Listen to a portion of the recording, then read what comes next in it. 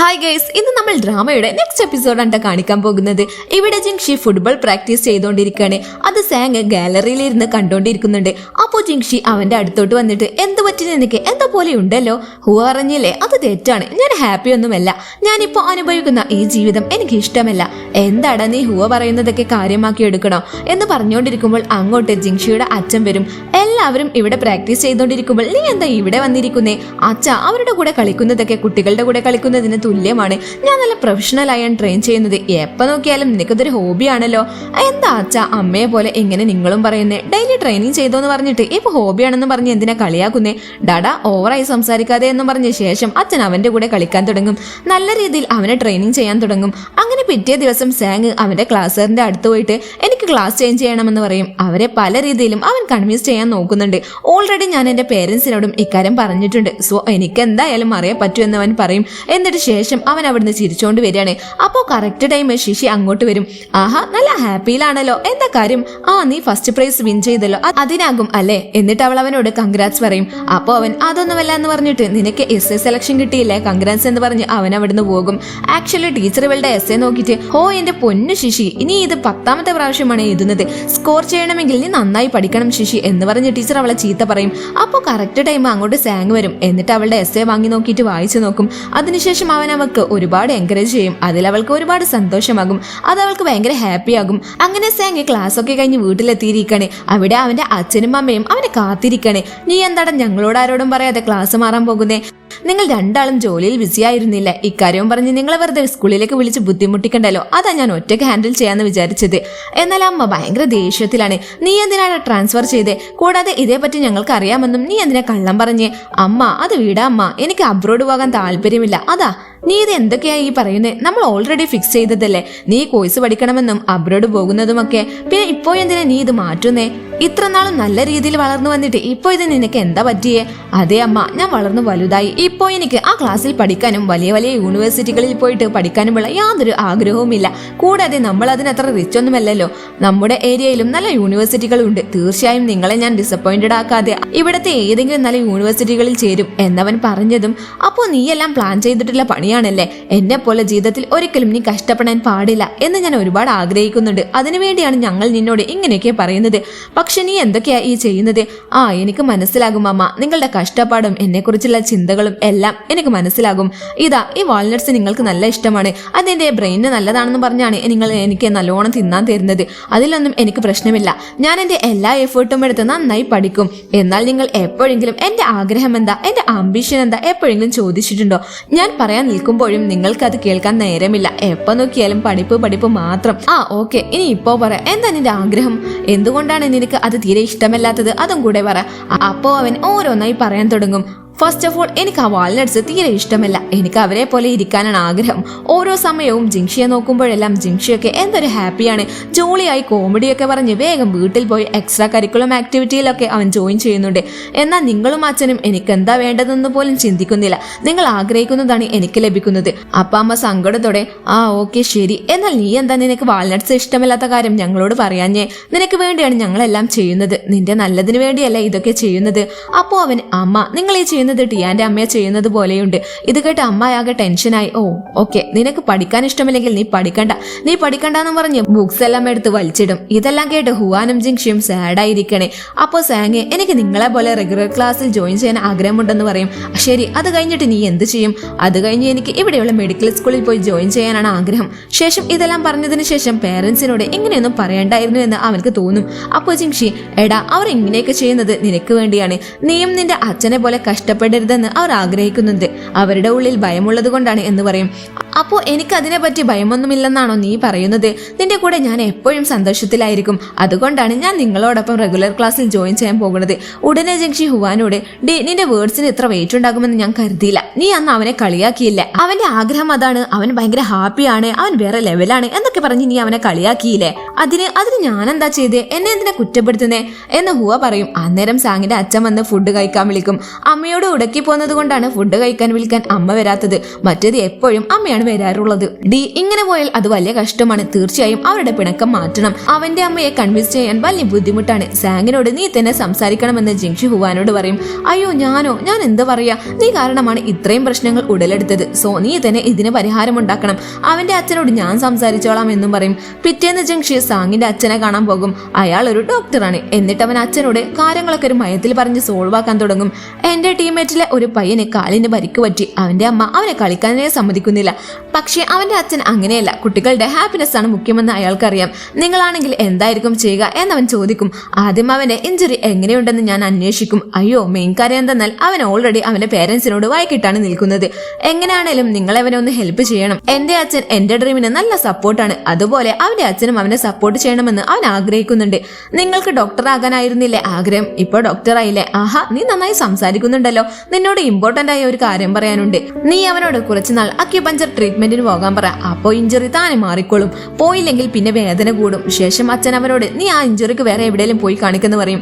അപ്പോ അവൻ ലിസ്റ്റ് നീട്ടിയിട്ട് ഇതിൽ എക്സ്റേക്ക് ഒന്ന് എഴുതി തരാമോ എന്ന് ചോദിക്കും. ശേഷം അവൻ ഡോക്ടർ പ്ലീസ് ഇക്കാര്യം എന്റെ അമ്മയോട് പറയരുതെന്നും പറയും. ഇവിടെ ഹീറോയിൻ നേരെ സാങ്ങിനെ കൺവിൻസ് ചെയ്യാൻ വന്നിരിക്കണേ. ആസ് എ ഫ്രണ്ട് എന്ന നിലയിൽ നീ ക്ലാസ് മാറുന്നതിന് ഞാൻ നല്ല സപ്പോർട്ടാണ്. പക്ഷെ നീ ആദ്യം നിന്റെ പേരൻസിനോട് സംസാരിച്ച് പ്രശ്നം സോൾവ് ചെയ്യണം. നീ പറയുന്നത് എനിക്ക് മനസ്സിലാകുന്നുണ്ട്. ആദ്യം അമ്മ ഒന്ന് കാമാവട്ടെ, അതിനുശേഷം ഞാൻ സംസാരിക്കാമെന്ന് അവൻ പറയും. അന്നേരം ജിങ്ഷിയുടെ അമ്മ കോൾ ചെയ്ത് അവൻ എവിടെയാ എങ്ങോട്ടാ പോയെ എന്ന് ചോദിക്കും. അപ്പോ സാങ് അവൻ ഇവിടെയുണ്ട്, ഞാൻ ട്യൂഷൻ എടുത്തോണ്ടിരിക്കുകയാണെന്ന് കള്ളം പറയും. ആഹാ, ജീനിയസ് ആയ നീ കള്ളം പറയാനും തുടങ്ങിയോ എന്ന് ഹുവ മുഖത്ത് നോക്കി പറയും. അല്ല, അവൻ ഫുട്ബോൾ ട്രെയിൻ ചെയ്യുന്നതിന് അവന്റെ അമ്മ എതിരാണെന്ന് കേട്ട് എന്താ കാര്യം?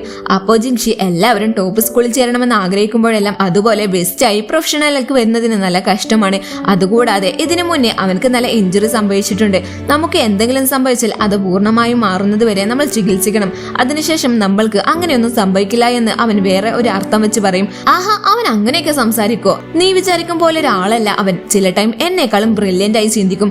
അവനൊക്കെ അവന്റെ അച്ഛനോട് എന്തൊരു ഫ്രണ്ട്ലി ആയാണ് സംസാരിക്കുന്നത്.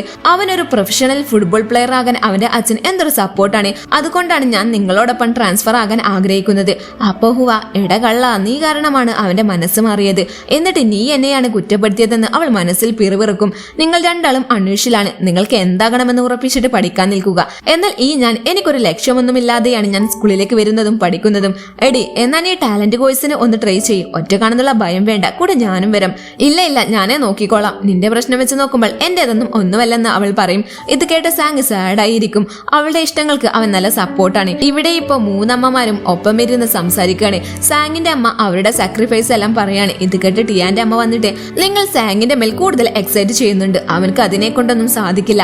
അതുകൊണ്ടാണ് അവൻ അതിൽ നിന്നും രക്ഷപ്പെട്ട് ഓടാൻ ശ്രമിച്ചതെന്ന് സാങ്ങിന്റെ അമ്മയോട് കളിയാക്കി പറയും.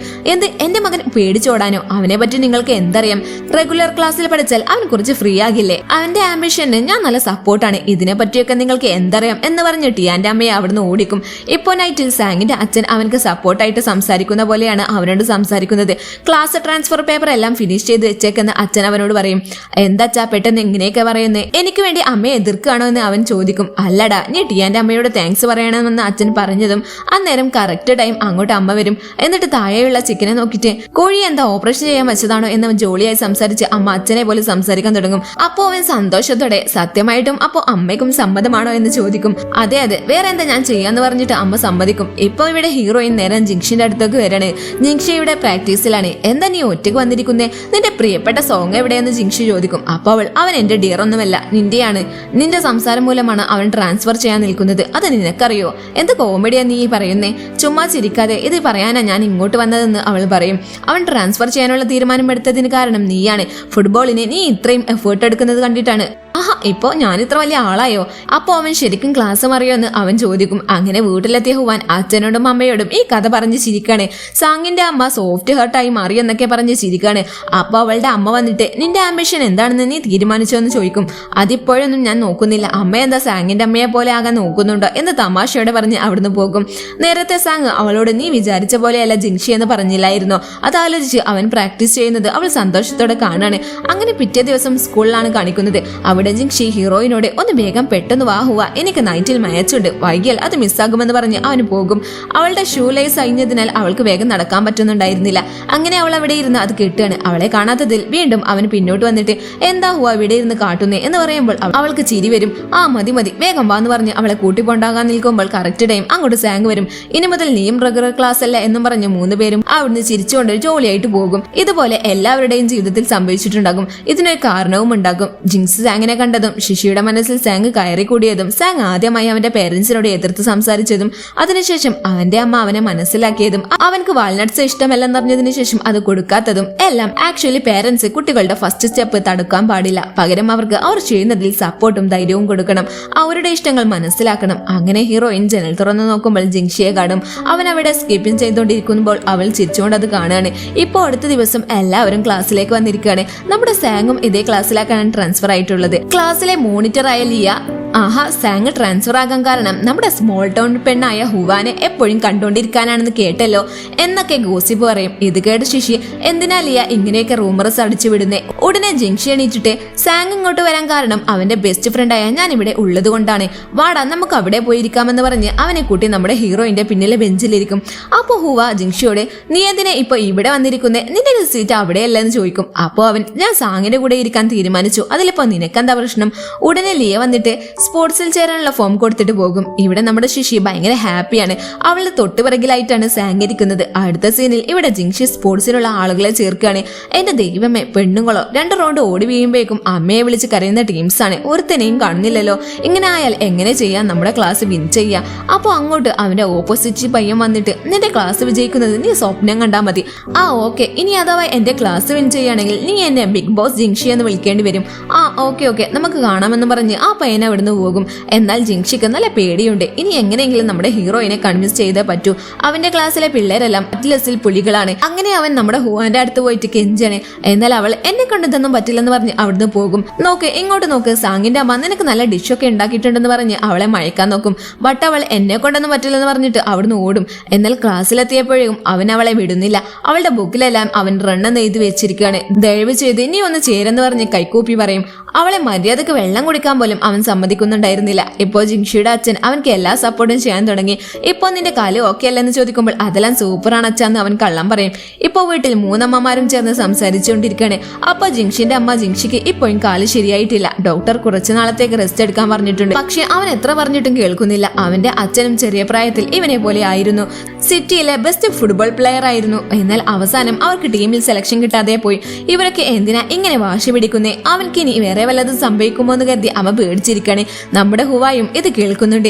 അപ്പോ ഇത് കേട്ട് അവളുടെ അമ്മ സ്കൂളിൽ സ്പോർട്സ് ഡേ വരെയല്ലേ, നീ ഏതിലും ചേരാൻ നിൽക്കണ്ട, ഓഡിയൻസിന്റെ കൂടെ ഇരുന്ന് ക്ലാപ്പ് അടിച്ചിരുന്നാൽ മതിയെന്നും പറയും. സോ ഇതോടെ ഈ എപ്പിസോഡ് ഇവിടെ അവസാനിക്കുന്നു. ഇഷ്ടപ്പെട്ടാൽ ലൈക്ക് ചെയ്യണേ.